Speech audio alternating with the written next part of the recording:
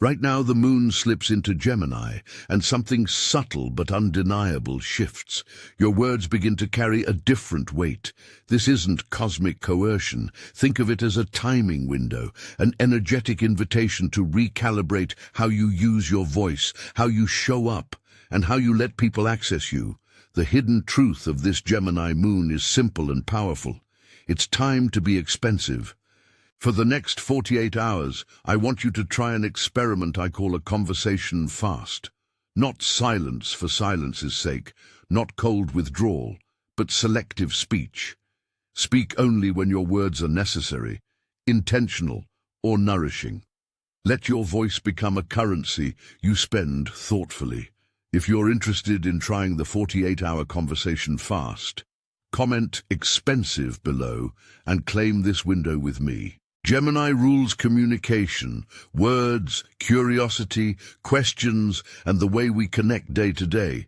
The moon highlights feelings and rhythms, and when it meets Gemini, your inner dialogue speeds up, ideas multiply, and social magnets get louder. That's the opportunity. When the mind gets busy, when messages multiply, when every ping asks for something, choosing scarcity creates value. Imagine your presence like a rare piece in a crowded boutique. When it's everywhere, it loses allure, but when it's curated, people notice. This is not about ego. It's about resource management, protecting your attention, energy, and time so they are available for what truly matters. Here's the mechanism. Words are frequency. When you lower the volume of your output, whatever you do say becomes clearer, less static, more signal. Your silence becomes a filter. Think of your inner value inflating like a stock price when the market recognizes scarcity and quality. That's energetic inflation as a metaphor, not money, but an internal sense of value rising because you stop diluting it. When you speak less, you force your mind to refine what you say.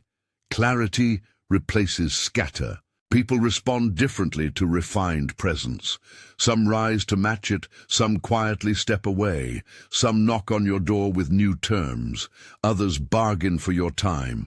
This is the mirror effect. Relationships reflect back what you're emitting. The Gemini moon simply hands you a magnifying glass. It reveals who aligns with your new frequency. Now the 48-hour conversation fast in detail. This is a short, practical experiment you can do right now. It's not mandatory. It's a recommendation. Some of you will feel it intensely, others gently. Adapt as needed. Start by setting the intention. Say to yourself, for the next 48 hours, my speech is chosen. Pick your start time, now, sunrise, or the moment this video ends, and mark exactly when 48 hours will close. Tell a trusted person if you need to, for example, a partner or co-worker. Quick heads up, I'm scaling back talking for 2 days to focus. If anything urgent happens, text me urgent. This keeps safety in place and reduces friction. Rules to follow during the fast. Speak only when needed, meaningful or generative. Necessary means logistical or safety-related. Yes, I can pick that up. Call me if you need help. Meaningful means emotionally necessary. I'm hurt and I need support. I want to celebrate this with you. Generative means it moves things forward, clarifying expectations, initiating a project, making a decision. Everything else, small talk, repetitive complaints, explaining yourself, becomes optional. When you need to decline, keep it short and kind. Microscripts you can use. I can't right now, thank you for understanding. I'm focusing on something important. Can we pause this? For boundary tests or emotional asks, try, I hear you, but I need time to respond properly. Can we pick this up tomorrow? For bargaining attempts where someone pushes on your availability, I appreciate that, but my bandwidth is limited. If this is essential, tell me why, and I'll consider. These lines are brief, respectful, and keep control in your hands. Choosing not to speak is not avoidance, it's a strategy. Silence gives you data. Watch who notices your reduced availability and how they react. Some people will assume you are busy and respond later.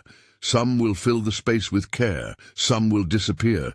This is not rejection, it's filtration. When the moon reflects Gemini's curiosity back at your relationships, you see who values your presence in the new terms you're offering. Expect 4 broad responses: people who rise with you and recalibrate, people who quietly step away, people who try to negotiate for your attention, and people who instantly recognize this shift and match your frequency.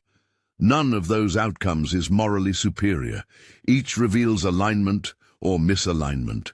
You might feel internal turbulence when you first do this. Gemini's energy can amplify ideas and questions, making your mind race with alternative selves.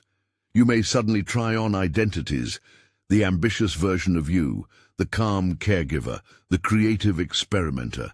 That is identity expansion, not breakdown. Treat each impulse like a costume you try on rather than a permanent wardrobe change.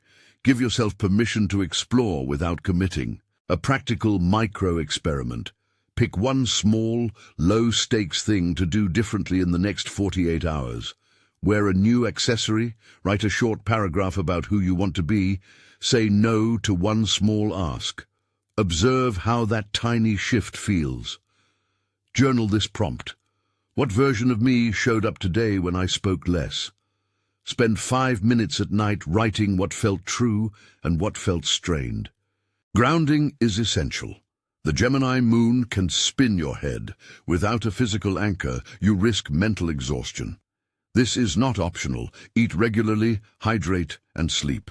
Small rituals stabilize mental expansion. Build a simple 3-step grounding routine you do twice daily.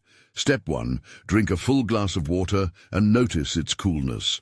Step 2, eat a balanced snack with protein, an apple with almond butter or yogurt and nuts. Step 3, walk outside for 5 minutes with no phone, feeling your feet on the ground.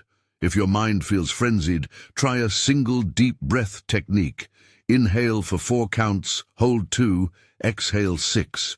Repeat 5 times. These are tiny anchors that prevent burnout and help maintain clarity.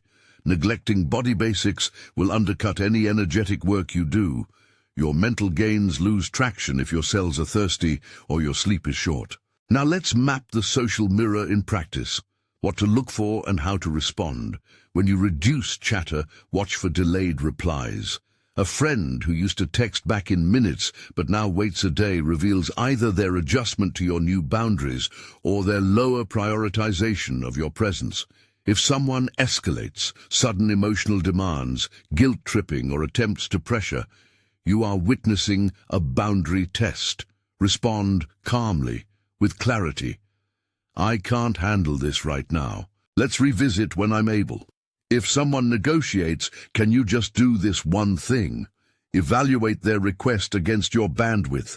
You can say, I don't have room for that this week. Would Wednesday work instead? This turns bargaining into scheduling rather than a free pass. If someone exits quietly, let that be a neutral event. Not everyone fits every season of your life. Picture your community like a clearance rack and a boutique. Some items are permanently on discount because they're intended for the everyday crowd. Others are limited editions that suit a particular moment. Being expensive is choosing to stock the boutique with what serves you best. That might mean fewer items on the shelf, but each carries more care and intention.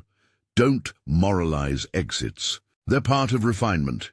Practical navigation calls for language that feels authentic to you. Here are microscripts you can adapt for texts and conversations. For low-energy asks, I can't right now, thanks for thinking of me. For overextending invitations, this sounds fun, but I'm keeping my schedule lighter, maybe next time. For emotional labor requests, I support you, but I don't have the capacity to manage this today. Would you be willing to get another perspective?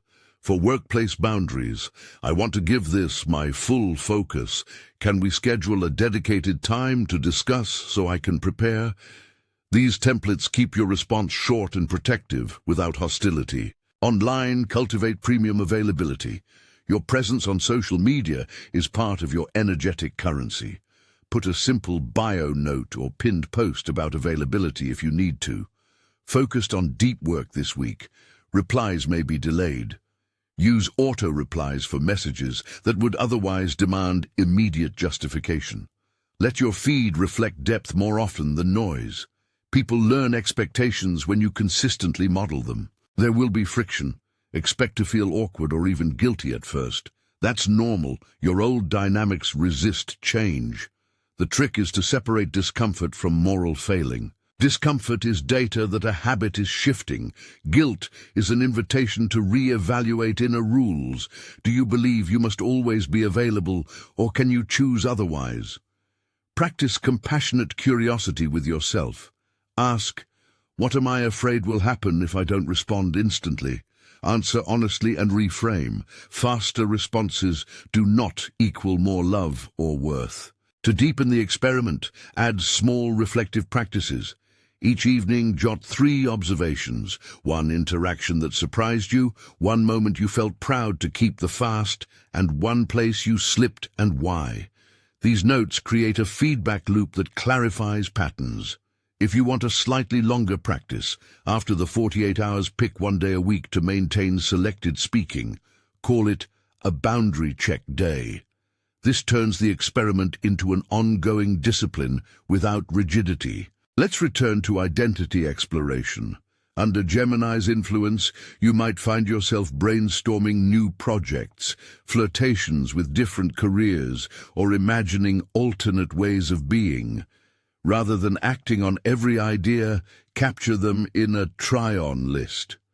Write each concept as a single line and give it a 1-week bookmark. For example, try creative mornings for 1 week. Test a 0 social media evening. Volunteer for a single event. Treat each as data gathering. This way, exploration becomes methodical, not scattered. Your value increases when curiosity is tethered to choice. I want to underline a few important cautions. This is not an invitation to cut people off or become cold. Being expensive is about intentional availability, not superiority. Do not use this practice to avoid necessary conversations, especially with people who depend on you. If someone needs safety or urgent support, speak. If you're struggling mentally, please seek professional care. This guidance is complementary to medical or psychological help, not a replacement. As your internal stock price rises, metaphorically, you will notice subtle shifts in how people engage. Some will step up, offering deeper care, better timing, and clearer requests. Others will test your limits or express confusion. Be patient with both. When someone rushes to negotiate, hold your frame. A gentle but firm script. I value you, and I also have limits. If this matters, tell me when works for you, and I'll consider it. If someone instantly recognizes and matches your pace, savor that alignment. Relationships that fit your new frequency will feel energizing rather than draining. To help you on the ground, here are a few sample scenarios and brief responses you can memorize. A partner asks to talk about something emotional right as you're entering a focused period. I want to give this my full attention. Can we talk tonight after dinner? A friend complains about a habit you used to tolerate. I hear you. I'm shifting some boundaries and won't engage the same as before. A coworker expects instant feedback on a non-urgent task. This isn't urgent for today. I can take a look tomorrow when I have dedicated time. A stranger sends a long message venting, I'm not the best person for this. I hope you find support. I can point you to resources if you'd like. These responses keep dignity for both parties and keep you anchored. Let's address common traps. One is equating being expensive with scarcity, performed as superiority. If your reason for cutting back is to manipulate attention or provoke jealousy, step back. The goal is clarity, not power games. Another trap is going silent and then overcompensating with emotional outbursts. Consistency matters. If you choose a fast, hold it with steady, calm intention rather than oscillating extremes. Finally, Don't neglect your body. Again, eating, hydrating, and sleeping are non-negotiable. If you want micro-routines that support the fast, try this daily template. Morning, 2 glasses of water, a 10-minute walk, a list of 3 priorities. Midday, protein-rich lunch, a 5-minute breathing break, a check-in with your energy. Evening, no screens for 30 minutes, a short journal entry answering, "What did my silence teach me today?" Or these anchor points create rhythm and make the experiment sustainable.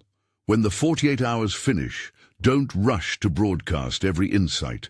Let the afterglow settle. Review your notes, notice patterns, and choose one boundary to keep for at least a week. Maybe it's no work messages after 7 p.m. or limiting social planning to weekends. The point is incremental integration. Small habits build a new standard of availability. You might worry whether this will damage relationships. Most likely it won't, in the way you fear. People adapt when you are clear and kind. If someone expresses hurt, listen. You can explain the experiment succinctly. "I was testing how I use my time and words. I care about you and want to be present in ways that don't burn me out." Vulnerability paired with boundaries often strengthens trust rather than weakening it. Finally, remember the moon's window is temporary but instructive. The Gemini moon doesn't force outcomes. It reveals tendencies and offers a concentrated moment to practice new patterns. Treat this as a laboratory for your voice. Let your silence become a diagnostic tool. Let your words return measured, richer, and more precise. As you do, you'll notice the mirror effect. Clearer relationships, refined requests, and people who either climb to meet you or step quietly out of your orbit. Both outcomes are part of realignment. You're not becoming cold by choosing scarcity. You are choosing to honor the finite nature of attention. You are not hoarding care. You are directing it where it can flourish. This is stewardship, not arrogance. If this practice resonated, try it now. Mark your 48-hour window, choose your start time, and decide which rule will be hardest for you to hold. Name it, then commit for 2 days. Notice the mirror. Notice your own inner temperature. And if you're taking this on, again, type expensive in the comments so we can hold this experiment together. Unlock the hidden truth of this Gemini moon. Choose to be expensive, intentional, present, and measured. Your voice gains value the moment you stop giving it away.